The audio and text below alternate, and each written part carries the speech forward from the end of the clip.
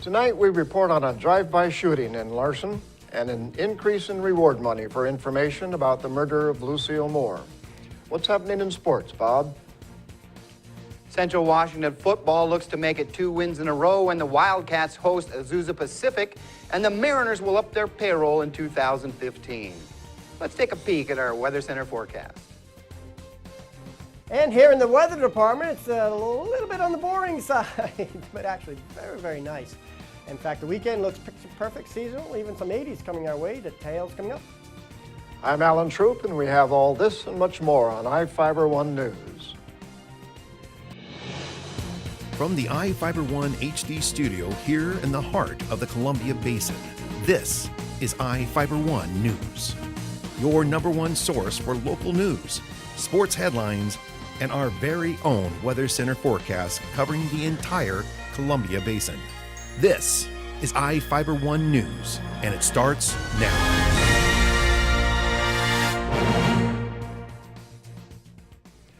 Police are looking for suspects in a Wednesday evening drive-by shooting in the Larson community. At least 3 shots were fired from a male who exited a silver Pontiac sedan at about 6 p.m. Witnesses told deputies 3 Hispanic males were in the car, and the front seat passenger aimed a gun out the window at a person. The car stopped at the end of Travis Drive. The armed passenger got out of the car and shot at 2 people fleeing. One of the people fleeing returned fire. 1 bullet struck a nearby home, another hit a vehicle parked on Travis Drive. Nobody was injured in the exchange. A silver Pontiac parked in the 1200 block of Arlington Drive was later seized to be processed for evidence, but no suspects have been arrested. Anyone with information is asked to call the Grant County Sheriff's Office at 509-762-1160 or send information to crime tips at co.grant.wa. The reward for information on the murder of Lucille Moore was increased to $4,000. Authorities announced the change Wednesday as they continued to investigate the killing of the 82-year-old Ephrata resident. She was found dead at her Sunset Street home on September 8th. City Administrator Wes Crago stated the reward is for information that results in a conviction. The confidential tip line remains open. Anyone can privately email Ephrata Police with information at crimetips@ephrata.org or call the Ephrata Police at 509-754-2491.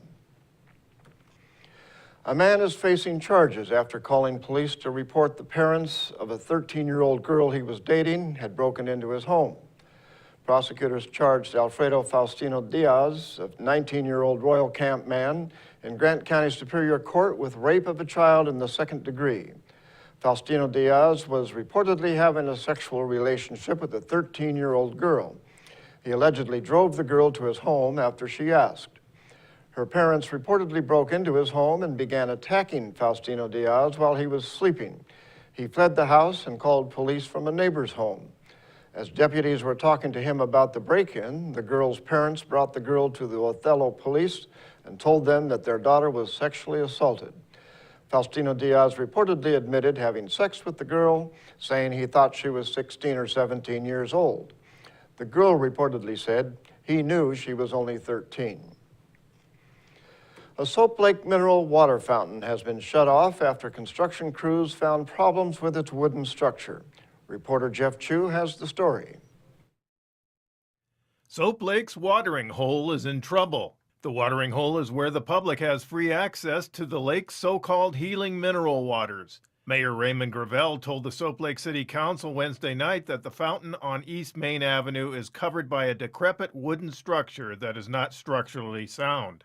The discovery was made by the construction company now laying wider, more pedestrian-friendly sidewalk as part of Soap Lake's downtown improvement project. As they were removing the sidewalks around the structure, those beautiful log poles had been set directly into the earth and are completely rotted.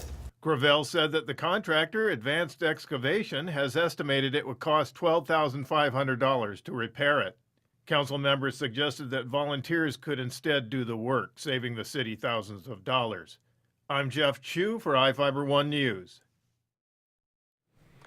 Now we take a look at people being sought by law enforcement.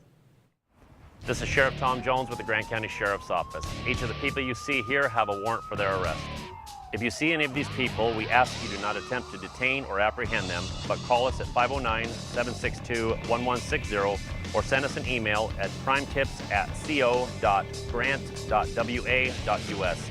If the person is presenting a danger, call 911. With your help, we can bring these people to justice and make our community safer. We'll be right back after this.